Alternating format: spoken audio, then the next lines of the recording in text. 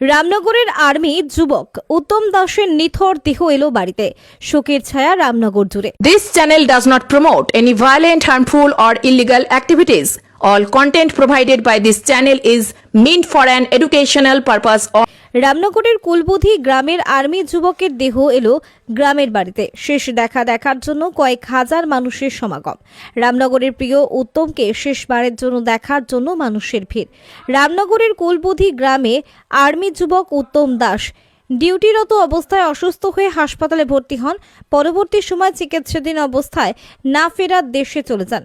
এই ঘটনার খবর পেয়ে শোকের ছায়া নেমে আসে পরিবারে। রামনগর 1 নম্বর ব্লকের অন্তর্গত কুলবুধি গ্রামে ওনার বাড়িতে রয়েছেন মা, বাবা, স্ত্রী ও 2 মেয়ে। আজ সকালে আর্মি গাড়িতে করেই সৈনিক সাথীরা তার দেহ নিয়ে আসে। যথাযোগ্য মর্যাদায় শহীদ উত্তম দাসের শেষকৃত্য সম্পন্ন করা হয়। প্রিয় উত্তম দাকে হারিয়ে কান্নায় ভেঙে পড়েছেন গ্রামবাসী থেকে সাধারণ মানুষজন।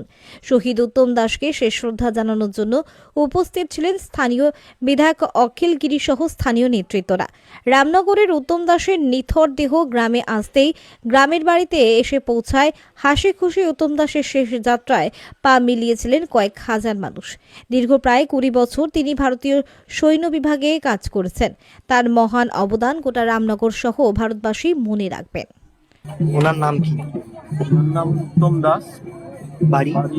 কুলবুধি গ্রামে, আমাদের রামনগর বিধানসভা কেন্দ্রের আন্ডারে, রামনগরের 1 ব্লকের। কি হয়েছিল ঘটনা?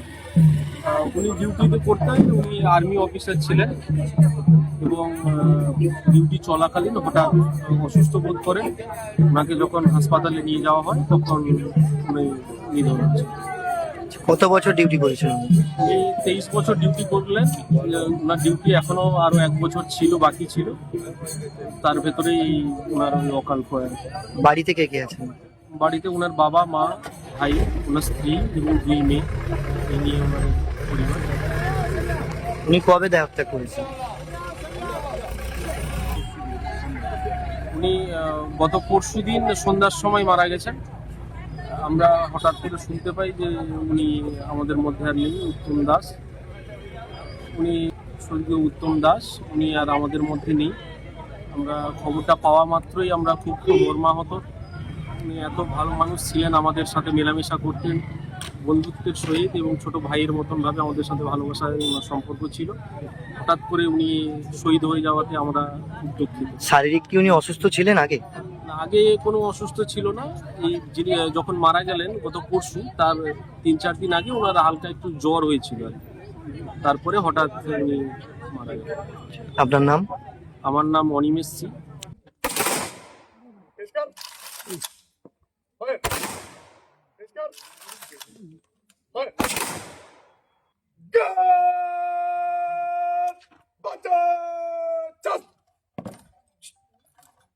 জাহাঙ্গীর বাদশা রিপোর্ট, জেবি লাইভ নিউজ।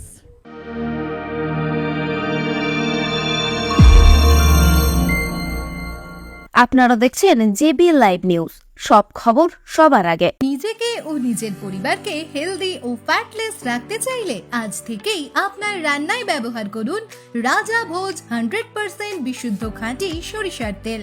কারণ বর্তমানে সরিষার তেলেতে ভেজাল বেড়ে যাওয়ায় পেট ও হার্টকে অসুস্থ করছে, হার্ট অ্যাটাকের ঝুঁকি বাড়ছে, কোলেস্টেরল বাড়ছে।